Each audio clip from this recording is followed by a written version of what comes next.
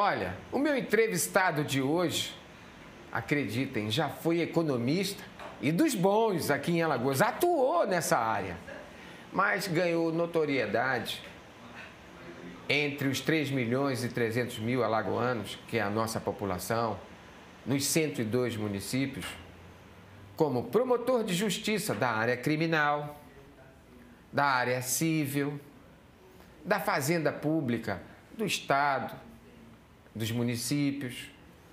Teve atuação marcante, viveu vários momentos, tanto no período da ditadura militar, como da redemocratização. E esse momento agora. Já foi procurador-geral de Justiça 3 vezes em eleições democráticas. O meu entrevistado de hoje é uma história, é uma lenda no Ministério Público, se é história e lenda viva, que pode nos contar, não sei se ele vai abrir algumas coisas aqui, mas detalhes interessantes do Ministério Público, ex-procurador-geral, hoje consultor do Ministério Público. Meu entrevistado é Dilmar Camerino. Primeiro, muito obrigado, uma honra por entrevistar o amigo, que já viveu momentos interessantíssimos da história política recente do país. Eu começo assim logo de cara, porque eu acho que é bom fazer uma provocação ao representante da Constituição, que a Constituição de 1988 deu, o representante do Ministério Público, o nosso representante. Democracia ou ditadura? Bom, inicialmente, os meus melhores agradecimentos pelo convite para participar dessa entrevista e pela uma das pessoas que eu mais estimo e que tem uma contribuição valiosíssima nesse aspecto da informação em Alagoas, que é o Arnaldo Ferreira. Muito grato. Eu lhe agradeço muito essa oportunidade de estar aqui com você. Veja bem, eu sempre entendi que de todos os regimes, como acho que disse isso, não sei se foi Churchill, dos regimes ruins, o melhor é a democracia. Então, de todos eles. Então, a democracia é alguma coisa que nos possibilita, Arnaldo, emitir opiniões, externar sentimentos. Evidentemente que nós não podemos confundir a liberdade que nos é dada pela democracia com a anarquia.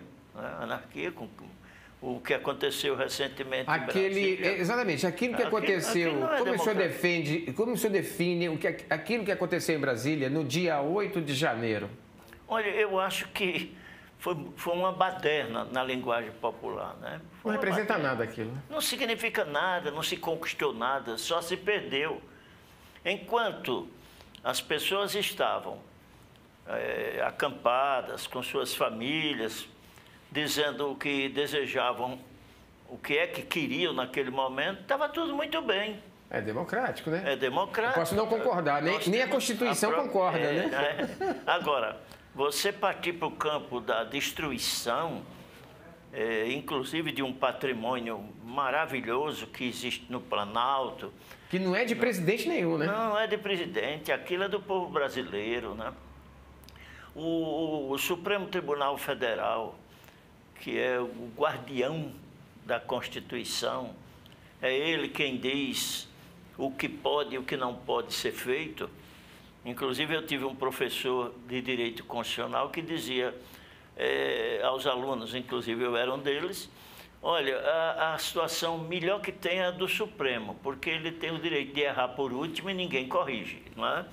Só o povo ou, pela nossa Constituição, o Senado Federal, quando houver abusos.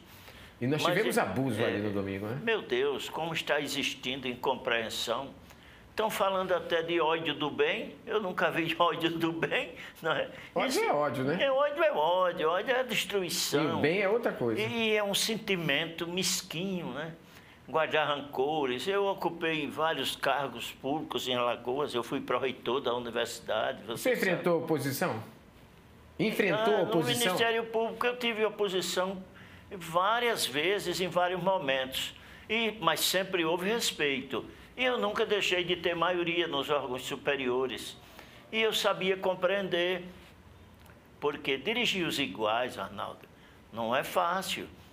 Eu sempre digo aos meus colegas ainda hoje, quando estão querendo se exaltar alguma coisa, que me consultam, eu digo, olha, não esqueça que aqui quem menos é promotor de justiça, tudo igual aqui.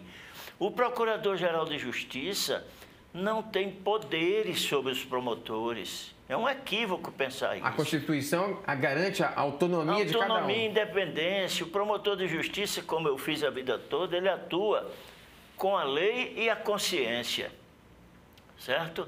Eu tive momentos assim... Quantos anos de Ministério Público? 34, exatamente. Desses 34 anos, qual foi o momento mais tenso que o senhor viveu? Foi no período em que nós tivemos aquele problema da... 97? Dos salários atrasados? Os salários atrasados. Eu mesmo cheguei a ficar com 6 meses de salário atrasado. Recebia um mês, ficavam 4, 5, 6 lá. E naquele momento... governo de Valdo Suruagi. No governo de Valdo Suruagi. Que era um amigo seu. Um amigo meu. Eu tenho um fato interessante, Arnaldo. Você falou eleições democráticas. Como nós estamos nesse diálogo aqui, os alagoanos podem saber de que eu nunca fui o segundo colocado nas eleições de formação de lista tríplice.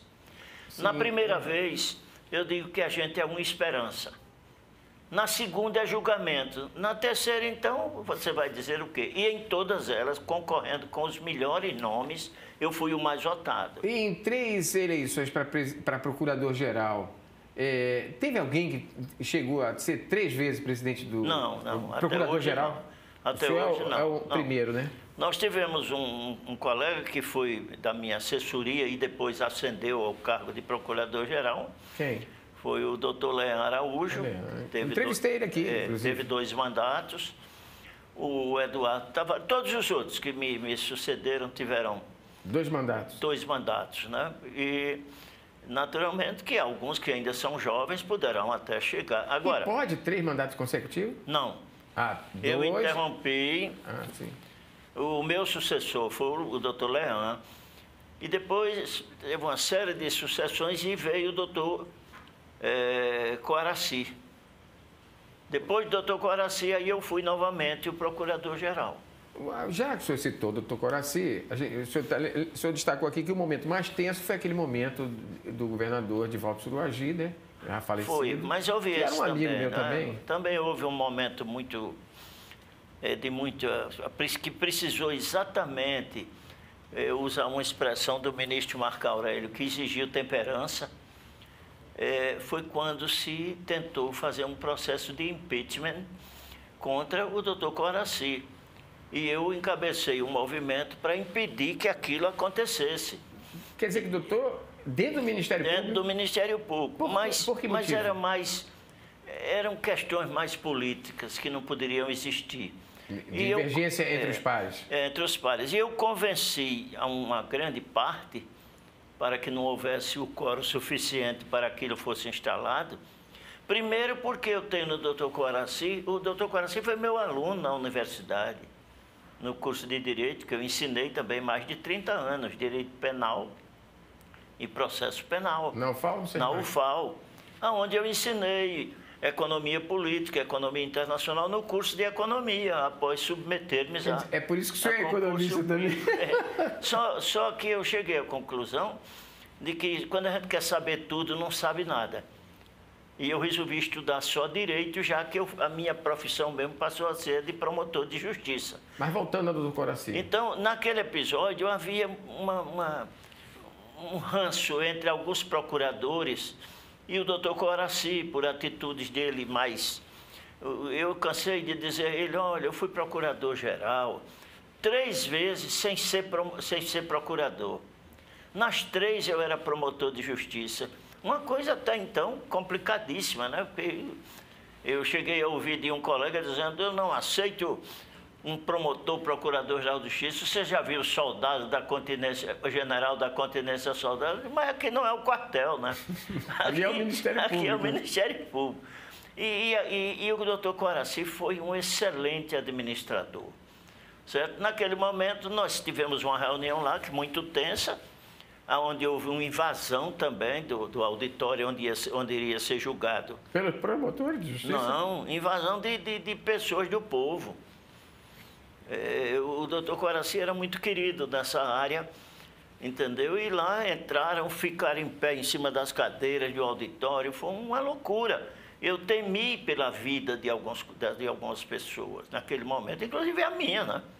Porque uma invasão como se diz, saem facilmente do controle. Sai do controle. Como aconteceu 8 de janeiro. Não, como aconteceu Agora, se bem que dali do 8 de janeiro, eu achei que tinha muita coisa organizada. Carro, aluguel de ônibus, estadia. Exatamente. Planejado. A meu sentir, muita coisa poderia ter sido evitada se houvesse um planejamento estratégico para coibir que se chegassem aqueles jogos. E o senhor adotou isso no tempo que...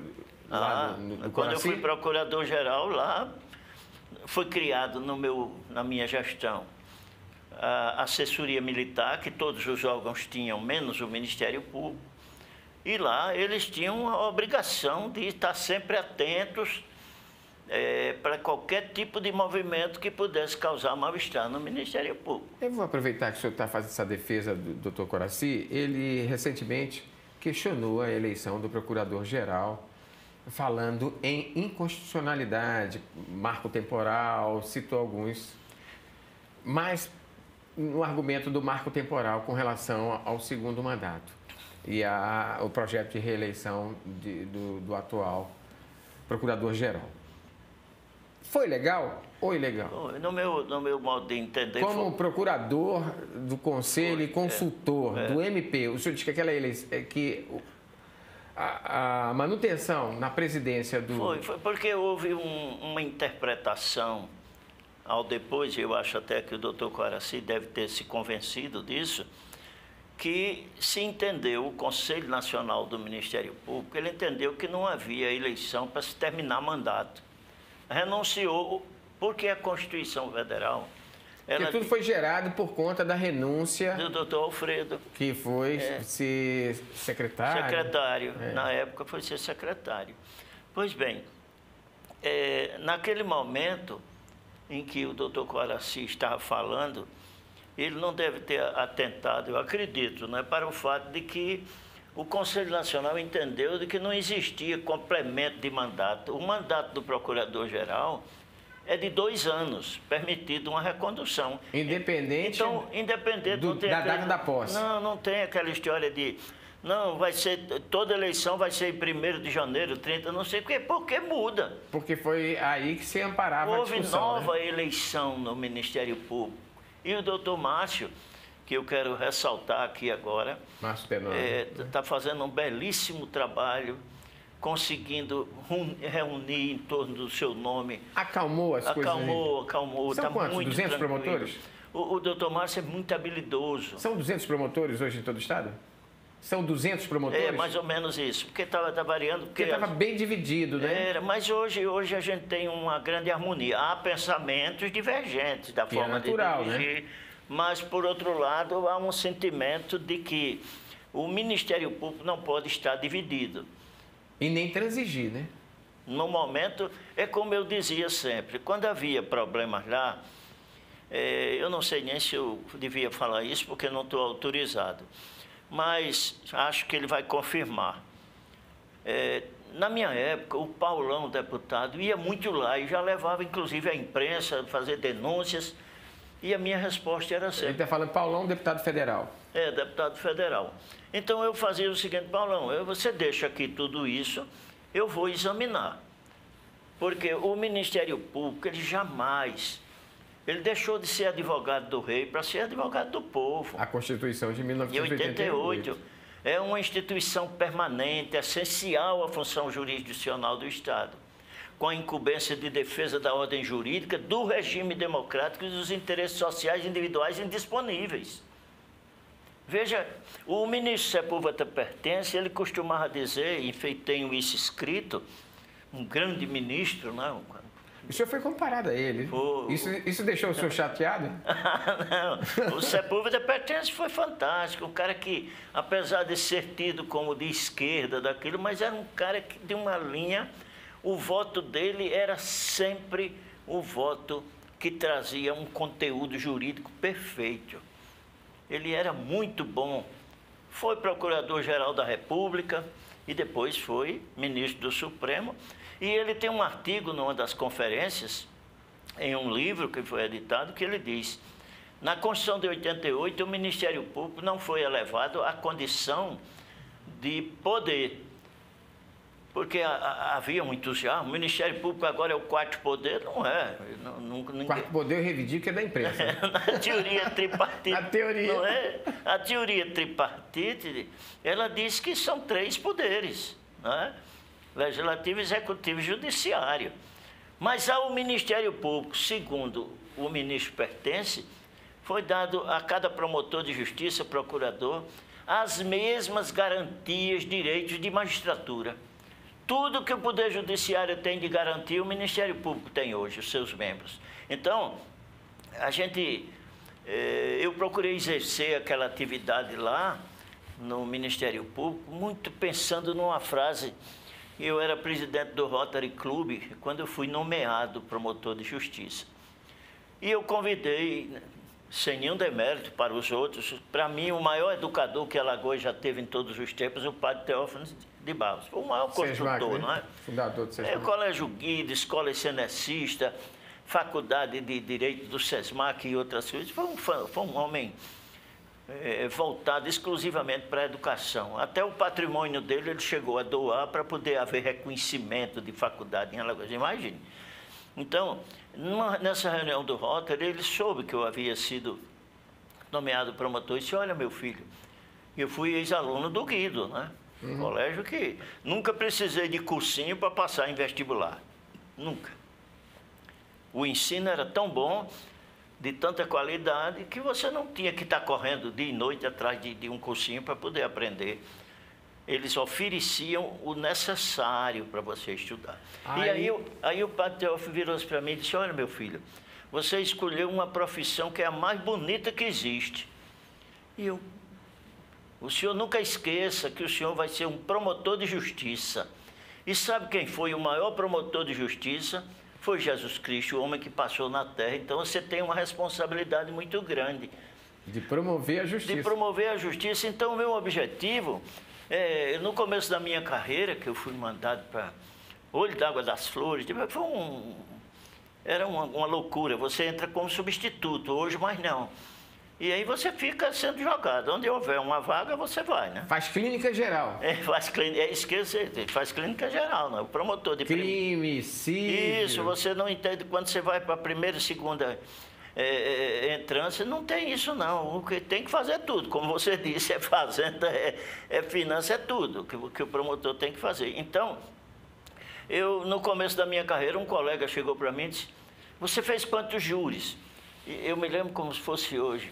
Aí eu digo: eu fiz uns 4 ou 5. Condenou quantos? Eu digo: rapaz, olha, a pergunta não está boa. Eu não disputo campeonato de condenação. E quem condena é o juiz, né?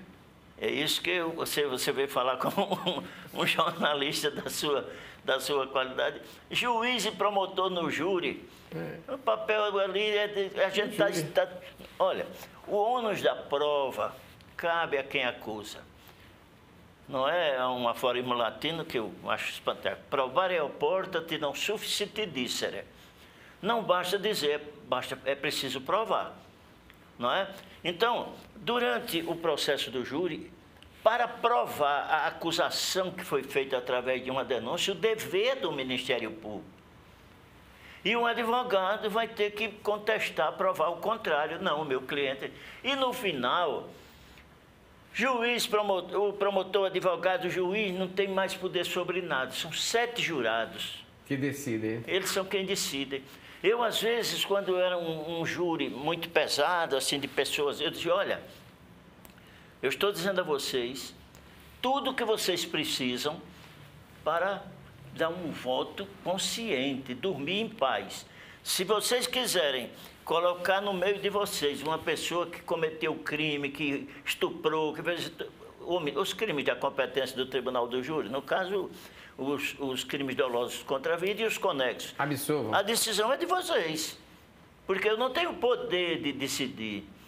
Então, a sociedade... Não há nada mais democrático do que o júri, né? Agora, puxando por sua memória e por sua pela essa defesa que você faz sempre da democracia, você viveu esses momentos que nós tivemos aqui, ameaças de ruptura, e o vice renunciou, ele não chegou a sofrer o impeachment, né? Renunciou. O Divaldo? Divaldo Sorogina. Não, ele mandou uma carta, foi uma forma... Se afastou do governo. Aí assumiu o Manuel Gomes de Barros. Foi. Aí nós passamos isso tudo que nós estamos vivendo, chegamos a esse ápice. Como vai a nossa democracia, Dilmar? De tudo que você já viveu e enfrentou dentro com os seus pares.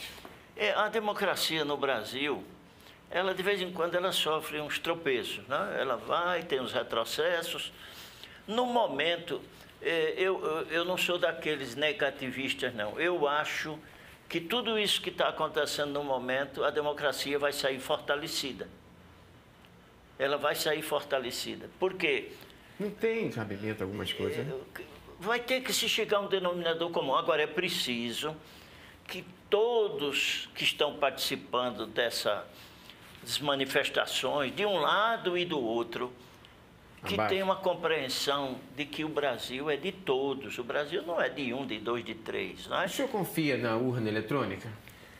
Num primeiro momento, a única dúvida que me assiste na urna eletrônica, desde o começo, várias eleições ela tem sido realizada e não há problema. Até agora ninguém se queixou, né? Ninguém tem uma prova. Nem quem ganhou, nem quem perdeu, né? Não tem Teve um que disse que perdeu por um voto, mas não conseguiu provar. Pode ser um sonho meu, uma ideia maluca, mas tudo isso não está acontecendo se houvesse aquele voto em separado na urna de papel. Não haveria aquela história de não vai voltar a ter papel para contar. Não vai, não era isso. O que existia era o seguinte, eu votava, imprimia o meu voto e caía numa urna lá que só seria verificada se houvesse contestação daquela urna. Vamos conferir se o que tem na urna coincide com o que foi apresentado digitalmente. Mas ao que me parece, eu entrevistei aqui, não querendo interromper, mas interrompendo, como diria o nosso amigo João Soares, exatamente, que Deus o tenha. Mas eu entrevistei aqui duas representantes da OAB, duas jovens advogadas, que trabalharam no Observatório das Eleições. E eu perguntei exatamente isso. Se era possível confrontar isso. É possível. Chegou a ser aprovado pelo Congresso Nacional uma época. Então, a fraude... Agora, a fraude, o que se teme era que esse papel entregue à pessoa... Não, mas não seria entregue. Aí serviria como moeda, porque nós sabemos que tem políticos e políticos no Brasil, né? Mas não haveria possibilidade de entrega, não. Ninguém pegava no papel, não, Arnaldo. Tem cabimento voltar ao voto impresso? Não, tá louco. Eu e você acompanhamos. Parece até que nós somos, mas não foi coisa do outro mundo. Eu fui apurador de voto. Eu era estudante de Direito e meu professor era juiz, doutor Nelson. Na Fênix? Eu fui no IAT na época. Era Fênix, IAT, né? Sesc. E passava uma semana inteira. Nossa, aí um sofrimento. O sujeito às vezes era eleito, mas não era. Teve lances assim... divertidíssimo, né? Eu tinha um amigo, eu não gosto... Tem cabimento aquilo? Não tem mais não, não há mais. Me conte um episódio dessa que o senhor viveu. Um episódio é o seguinte, eu apurando uma dessas urnas, eu verifiquei que havia 108 votos iguais, tanto para vereador como para deputado. Como iguais, assim? Igual, a mesma caneta, a mesma caligrafia. Foi. E um colega meu, que era o vereador que estava com esses votos, ele percebeu que estava havendo um zum ali na hora da apuração. Eu disse, juiz, esses votos aqui não estão... Aí ele desceu e disse, não, você está enganado. Ainda foi até irônico. É que nós colocamos uma professora lá e ela ensinou todo mundo a mesma caligrafia. Quer dizer, teve um parlamentar que quando a gente foi entrevistá-lo também disse, não deve nada a ninguém. Você contou lá meus votos? Paguei por todos. Mas a urna eletrônica, eu penso até que agora ela vai evoluir para isso. Para emitir, para ficar num cantinho. Fica lá num canto, ela cai da urna mesmo, a gente não pega não, o eleitor não pega no voto. Mas foi feito esse confronto, inclusive com a presença das Forças Armadas, lá em Brasília, para tantas pessoas votaram. Vamos ver se bate esses votos com o número de votantes. E pegaram urnas aleatórias. Não houve nenhuma contestação. Não, você não tem. Olha, se houve... Quer dizer, técnica, né? Porque nós temos uma contestação porque é possível a urna eletrônica enganar só para um? Não. Aquilo de eu fui roubado pelo Ministério Público... Sinceramente, eu não acredito, não entendo. E eu sou muito daquele também sentimento de que não vai o sapateiro além da sandália, né?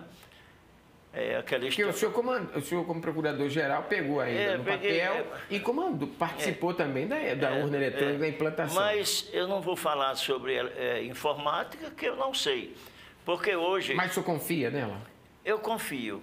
Eu acho que a urna ela é um instrumento forte da democracia? É um instrumento bom, prático.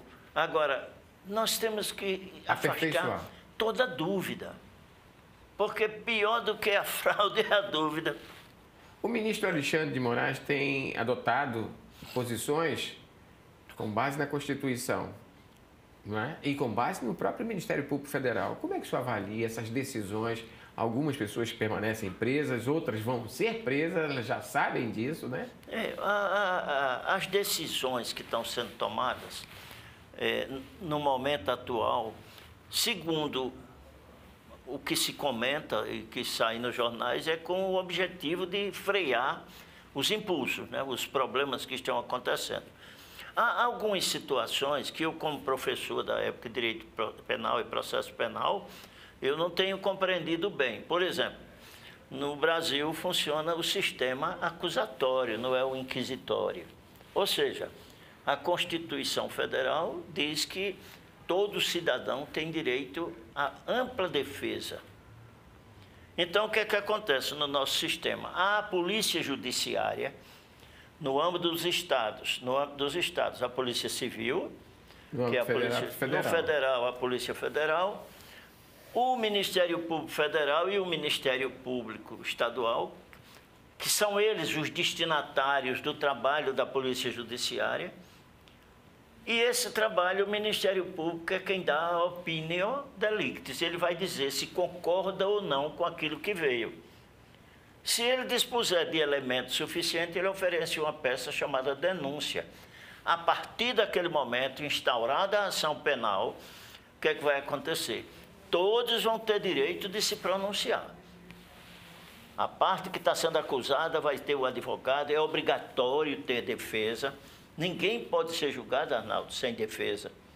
Todos têm que ter o direito de defender-se. Todos que estão aí têm direito à defesa, né? Exatamente. Agora, tem cabimento no regime que nós estamos vivendo, uma pessoa pedir a intervenção das Forças Armadas, pedir a volta da Força Militar, porque não concorda com o resultado eleitoral?